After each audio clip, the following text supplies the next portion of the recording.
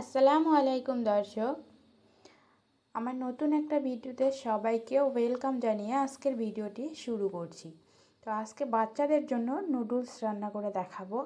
তো নুডলসটাকে আমি প্রথমে একটু গরম পানি দিয়ে সেদ্ধ করে নিচ্ছি। আমি এখানে 2 প্যাকেট নুডলস নিয়েছি। তোমরা চাইলে নুডলসের পরিমাণটা কমিয়ে নিতে পারো। তো নুডলসটা ভালো করে সেদ্ধ করা হয়ে গেছে। এখন নুডলসটা তুলে আমি ভালো করে ধুয়ে নিব। এরপরে কড়াই গরম করে এখানে দিয়ে দিলাম ঘি।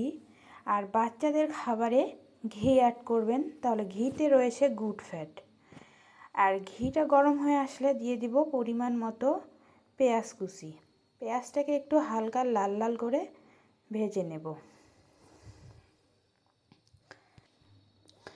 নুডলসগুলো অবশ্যই সেদ্ধ করার পরে ধুয়ে নেবেন, তাহলে নুডলসের মধ্যে যে প্রিজারভেটিভ বা কেমিক্যাল লাগানো থাকে সেটা উঠে যাবে। বাচ্চারা খাবে, সেই কারণে কিন্তু নুডলস একটু ভালো করে ধুয়ে নিতে হবে। তো এখন এখানে নুডলসগুলো দিয়ে দিচ্ছি।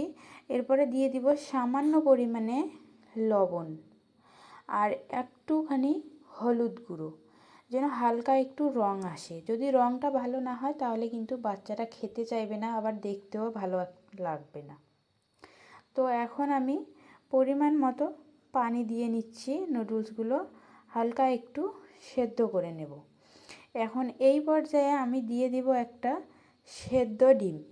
আমি ডিম দিয়ে এই নুডলসটা রান্না করছি, কিন্তু তোমরা চাইলে সেদ্ধ ডিমের পরিবর্তে এমনি একটা নর্মাল ডিমও ফেটে এখানে দিতে পারো।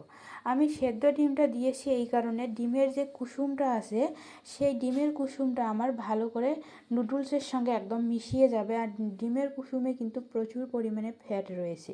তো সেই কারণে একটা গ্রেটারের সাহায্যে ডিমটাকে এবং ডিমের কুসুমটাকে গ্রেট করে দিয়ে দিচ্ছি। ডিমের কুসুমে প্রচুর পরিমাণে ফ্যাট থাকার কারণে কিন্তু বাচ্চাদের দ্রুত ওজন বৃদ্ধি করবে। আর বাচ্চাদের খাদ্য তালিকায় প্রতিদিন একটা অথবা দুটো করে ডিম রাখতে পারলে বাচ্চারা কিন্তু অর্ধেক পুষ্টির চাহিদা ডিম থেকেই পেয়ে যাবে। তো নুডলসের মধ্যে আমি নুডলসের যে মশলা আছে সেই মশলাটা হাফ চামচের মতো দিয়ে দিলাম। দুটো নুডলসের প্যাকেটে আমার দুটো মশলা থাকতো, কিন্তু আমি এখানে একটা নুডলসের প্যাকেটের হাফ মশলা ইউজ করেছি, কারণ বাচ্চাদের ক্ষেত্রে নুডলসের মশলাটা বাড়িতে বানানোই উচিত। আমার যেহেতু বাড়িতে বানানো মশলাটা আজকে শেষ হয়ে গেছে, সেই কারণে আমি নুডলসের মশলাটা দিয়ে দিলাম। আর এই খাবারটা আমি একটু রস থাকতেই নামিয়ে নিয়েছিলাম, কিন্তু খাবারটা একটু ঠান্ডা হওয়ার পরে আরও ঘন হয়ে এসছে। এখন আমার মেয়ে কিন্তু নুডলস রান্না করার শুনেই চলে আসছে নিজে থেকেই খেতে।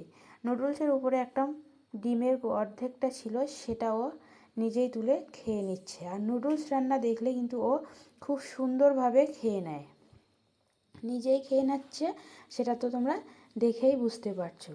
তো যাই হোক বন্ধুরা, আজকের ভিডিও এখানে শেষ করছি। ভালো থাকবেন, সুস্থ থাকবেন। পুরো ভিডিওটা দেখার জন্য ধন্যবাদ।